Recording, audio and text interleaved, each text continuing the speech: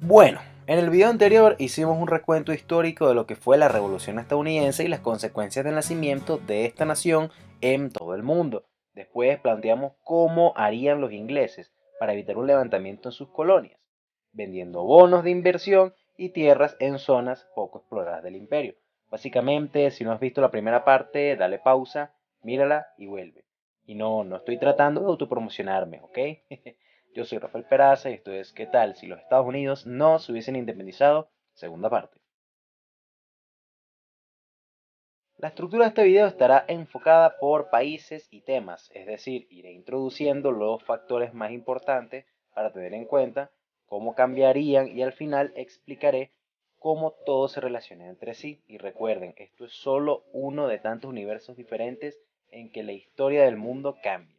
Sé que dejaré mucho por fuera, pero la idea de este video es simplemente entretener. Por cierto, estén atentos al final del video donde diré cuál tema ganó las votaciones y será publicado la semana entrante. Del último que hablamos en la primera parte fue sobre que si en los Estados Unidos la Revolución Francesa no hubiese ocurrido a inicios de 1800. No digo que jamás hubiese ocurrido, ya que eventualmente el pueblo francés se hubiese levantado con sus ideales de igualdad y democracia y libertad. Pero eso no es lo más importante en este mundo en cuanto a Francia se refiere, puesto que sin la Revolución Francesa de 1800 Napoleón nunca hubiese llegado al poder. Si conoces la historia de Napoleón o has visto más o menos algo de mis videos sobre él, sabrás que este hombre cambió el mundo como lo conocemos. Sin él y sin las guerras napoleónicas, España no se hubiese debilitado y hubiese mantenido sus territorios. Hablaré de esto más adelante en el video. El Sagrado Imperio Romano seguiría siendo un conglomerado de cientos de ciudades independientes en vez de una confederación del Rin, que fue el antecesor del Imperio Alemán y que creó Napoleón, además de que Prusia tampoco se hubiese levantado en contra del emperador francés, y sin confederación del Rin, que de nuevo creó Napoleón, y sin Prusia, este Imperio Alemán nunca hubiese existido. No creo que sea necesario decirlo, pero pues sin Imperio Alemán no existiría ni Primera ni Segunda Guerra Mundial como la conocemos. ¿Habría algún otro tipo de conflicto? Pues claro que sí, es lo más probable. En este entonces todo imperio estaba sediento de poder y cualquier excusa era válida para comenzar una guerra, pero nos estamos adelantando de nuevo mucho. Europa cambia totalmente. Cuando Napoleón intenta conquistar todo el continente, muchos países se vieron gravemente afectados, entre ellos España. Y justamente de este imperio hablaremos ya. La invasión napoleónica de España debilitó a esta nación enormemente, tanto así que fue en ese periodo de tiempo, ese periodo de debilidad, que los movimientos independistas en Hispanoamérica comenzaron. Y sí, España también ayudó a los Estados Unidos a independizarse, pero su contribución fue menor y su influencia fue dirigida específicamente a las colonias del sur. Lo que trato de decir es que en 1800 sin Napoleón y sin los Estados Unidos, pues no habría un ejemplo a seguir de la República para las colonias españolas, no habría esa semilla, esa idea de independencia, de levantarse. Bolívar no habría ido a la coronación de Napoleón y tal vez no se hubiese inspirado en levantarse contra los españoles. Aunque México se hubiese levantado, España hubiese sido más fuerte y lo hubiese impedido. Y San Martín no hubiese tenido el apoyo necesario para liberar el Cono Sur. Así que en esta realidad Hispanoamérica sigue estando al dominio español. España sería un imperio fuerte y al aún seguir manejando sus colonias querrían más, mucho más. Para esa época los españoles creían que era su deber manejar el nuevo mundo. Esto asustaba a los demás imperios de Portugal, Francia e Inglaterra y algo tendría que hacerse al respecto. Pero antes de seguir con la idea anterior, ¿qué estaba pasando en Norteamérica? Pues los británicos vieron la gran importancia del continente rápidamente y comenzaron a ponerse manos a la obra. Como ya habíamos dicho en el video anterior, los bonos que los británicos le vendían a las colonias aseguraban la exploración de sus nuevos territorios y también la explotación de sus recursos. Pero había un problema. Primero, este deseo de explorar y aprovechar recursos no era tan grande en una colonia británica como lo fue para los Estados Unidos. Para los estadounidenses esta era la forma de asegurar su poderío, su forma de decir aquí estamos y miren lo que tenemos. Pero los ingleses ya tenían dicho poderío, no había necesidad de ratificarlo, así que su expansión no era tan acelerada y tan adelantada.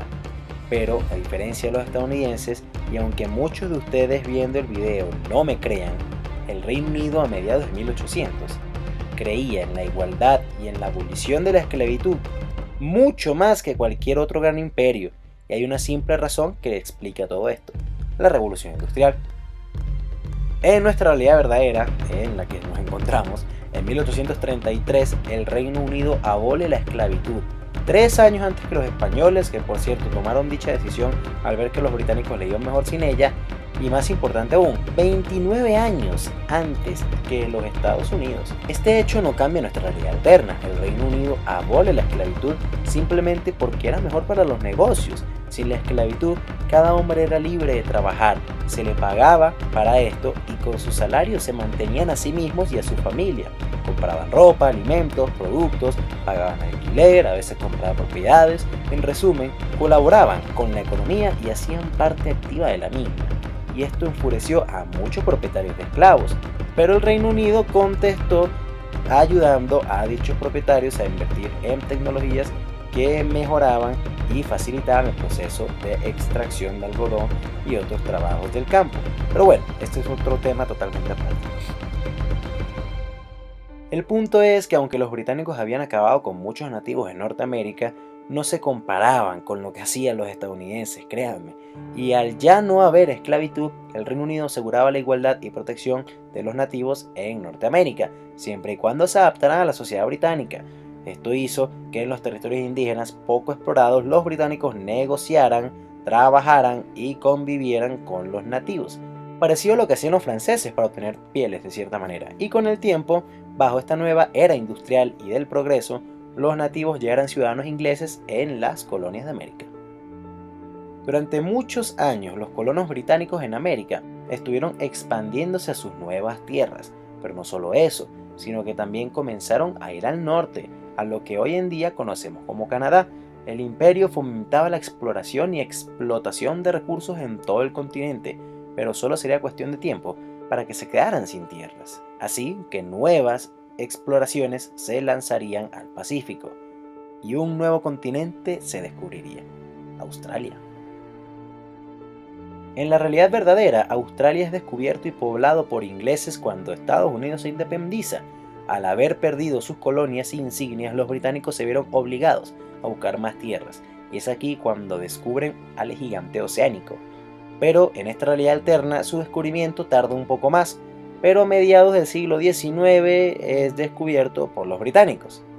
Al igual que con la India, el Reino Unido comenzó a vender bonos para asegurar tierras en estas nuevas colonias, pero hacía falta colonizar estas tierras rápidamente, así que los bonos son vendidos más baratos, tanto así que ahora los que alguna vez fueron esclavos y ya tenían unos 30 años estando libres, deciden irse para comenzar de cero en un lugar más tolerante.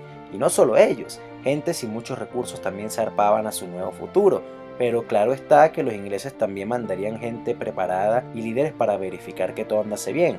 Y aunque esto era bueno para la gente y la corona, las colonias norteamericanas perdieron parte considerable de su población y también de su protección, ya que soldados eran requeridos en Australia. Y es aquí cuando una España ambiciosa decide hacer algo muy arriesgado: expandir sus fronteras en América del Norte. España eventualmente se cansaría de los británicos y decidiría enfrentárseles. Esta no sería la primera vez, pero esta vez Francia los apoyaría, mientras que Portugal y algunas otras naciones ayudarían al Reino Unido para mantener un orden en Europa. Pero el territorio más afectado por dicho conflicto sería América. El conflicto duraría varios años, muchas vidas serían sacrificadas, muchos recursos desperdiciados o perdidos, pero esta guerra terminaría como casi todas las guerras entre estos imperios en el pasado. Uno gana algunas batallas mientras que el otro también. Al final, todas las partes se darían cuenta de que no tiene sentido seguir peleando por ganar o mantener más tierras, ya que en este momento de la historia necesitaban a toda la gente y recursos posibles para aprovechar sus tierras al máximo. Así que varias fronteras serían levemente redibujadas, varios pactos se firmarían, paces se establecerían y la cosa terminaría ahí para muchos, pero no para una nación en específico: Francia. Sé que pasé muy por encima el tema de la guerra entre España y el Reino Unido que acabamos de mencionar, Pero es que entre estos dos casi todas las guerras terminaban de esta manera. Además, no sé cómo sería una guerra por América entre dos imperios europeos porque casi no hay antecedentes de ello. Pero lo importante no es esto. Lo importante es que Francia una vez más habría invertido y perdido muchos recursos y hombres en una guerra que no le dio gran cosa. Así que una especie de revolución francesa explotaría en dicho país, dando como resultado la destitución de la monarquía. Una especie de Carta de los Derechos del Hombre y del Ciudadano se escribiría, y Francia pasaría a ser una república. Pero esto no para aquí, porque en la guerra España también perdió muchos hombres y recursos, pero principalmente en América. Las provincias, los virreinatos, las capitanías, todos se preguntarían por qué pelearon una guerra que no tenía que ver con ellos, por un rey que ni siquiera vive en este continente. ¿Qué ganaron? No ganaron nada. Y al ver que el pueblo francés se levantó contra su rey, muchos en América lo harían también. Pero bueno, el resto lo dejo a su imaginación. Wow, en un solo video prácticamente contesté qué tal si la Revolución Francesa no hubiese ocurrido, qué tal si España no hubiese perdido sus colonias en América, qué tal si Alemania nunca se hubiese unido y muchos más. Pero no se preocupen que de todos estos temas hablaré mucho más específico en un futuro cercano.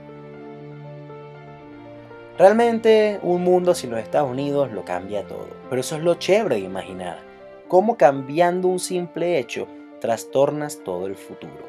Varios factores más serían necesarios de analizar, por ejemplo, a dónde irían los irlandeses después de que las cosas en su isla se pusieran tan mal con la crisis de la salud y alimentación, ¿no? El comunismo o el socialismo alguna vez hubiese salido a la luz, se hubiese implementado. La revolución rusa hubiese ocurrido en algún momento. Sería el Reino Unido una potencia por siempre. India se hubiese independizado. Pero de nuevo, estamos cambiando la historia de todo el mundo. Así que depende de ustedes comentar en la parte de abajo qué hubiese pasado más adelante junto con sus ideas para futuros videos. Y hablando de sus ideas, ustedes votaron. Y el video para la próxima semana será ¿qué tal si China y Japón hubiesen llegado a América primero? Así que suscríbanse si no lo han hecho para que sepan el momento exacto en que publique dicho video. Antes de terminar, quiero hacer un agradecimiento especial a mi pana Ale por ayudarme económicamente en Patreon. No es sorpresa para nadie que YouTube cada vez le paga menos a sus creadores de contenido. Y sin razón aparente, casi que todos los videos que yo publico son desmonetizados.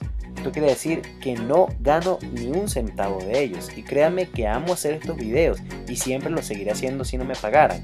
Pero es muy difícil invertirles tanto tiempo investigando o estudiando y haciéndolos cuando también tengo que trabajar para mantenerme.